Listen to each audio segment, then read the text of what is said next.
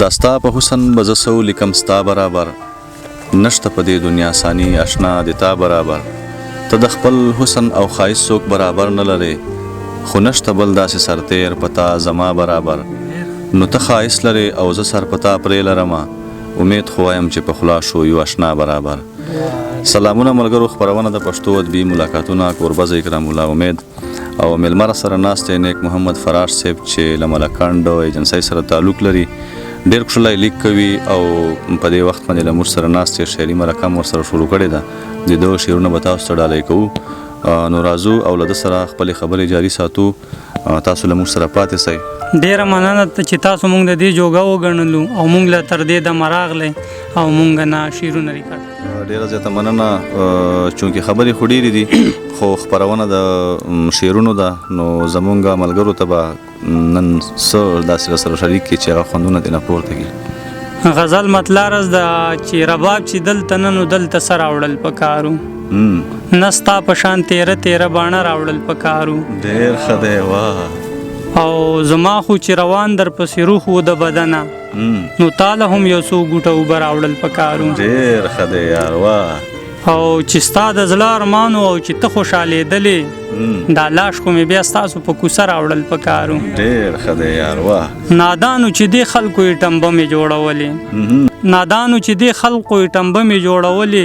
د جنګ له د بڼو زغرو لینده راوړل پکارو ډېر ښه دی یار واه وادې خو دې بلاوې ځان دې مړ راپسې نه کړو مزار له دې زما چرته ډیوه راوړل پکارو ډېر ښه دی یار او ریباره چې غوښتې وې ویلې به دې هم وو هغې له خو د دیر نه دنداسه راوړل پکارو ډېر ښه ډېر ښه کاپره شوه دا پیغله دا چې وایي دې بیمار لا ښه کېږي د پلانکي بابا خورده راوړل پکارو ډېر ښه دی واه قسم دی چې د دې بې حسه خلقو د دې ښار نه په خپله د ارمان دا جنازه راوړل پکارو ډېر ښه دی خبر نه وم په غېږه کې زما خوله جانانه دې عطرو له د ځان سره ښیښه راوړل پکارو ډېر ښه دی واه او پراشه چې جانان په موده پس راته محفل ته نو تاله خو په لاسو کې خپل زړه راوړل پکارو ډېر ښه دی یار ډېر ښه دی او بل غزل دی چې د سواد ته کمالات به پکې هم وي خو د حورو څه صفات به پکې هم وي ډېر ښه دی واه خوشبویي کدي د زلفو هوا راوړه او په لونګو ترجیحات به پکې هم وي ډېر ښه دی نو چې دومره پښتانه وي په یو ښار کې جنگ جګړې تضادات به پکې هم وي ډېر ښه دی یار ډېر ښه په وطن چې د کرسۍ دپاره جنگ دی دا ناشوني واردات به پکې هم وي ډېر ښه ډېر که هر څو د ننګو ګبین خالي وي چرته ساس کې نیم د شات به پکې هم وي ډېر ښه دا جنۍ خو چې د ټول کلي ښایسته ده بیا خو خامخا جنات به پکې هم وي ډېر ښه واه او خار به ټول د خاپیرو د نسله نه وي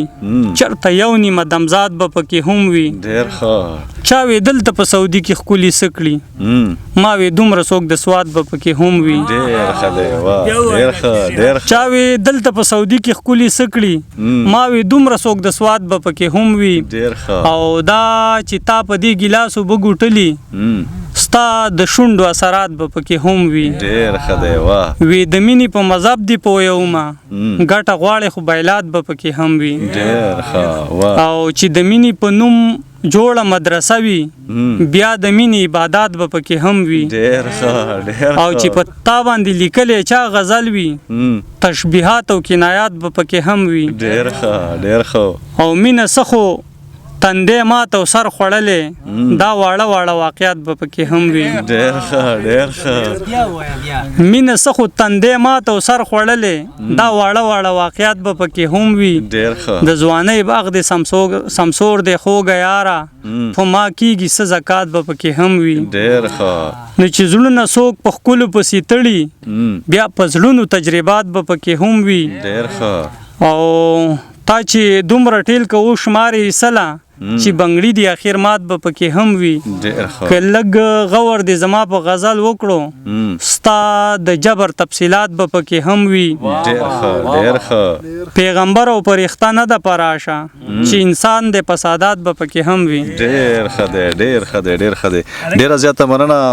فراش صاحب ملګرو تاسو سره ډېر ښکلي شعرونه پیش کړل د سوات ذکر یې درته وکړو د مختلف قسم ذکر تاسو ته وکړو تاسو به خوندونه ځینې پورته کړي وي وي خو دا وخت زموږ د پروګرام وخت هم سرته رسي نو په راتلونکو نورو پروګرامونو کې بیا به یو ځای کېږو موږ ته راکړئ اجازه د لوی الله په امان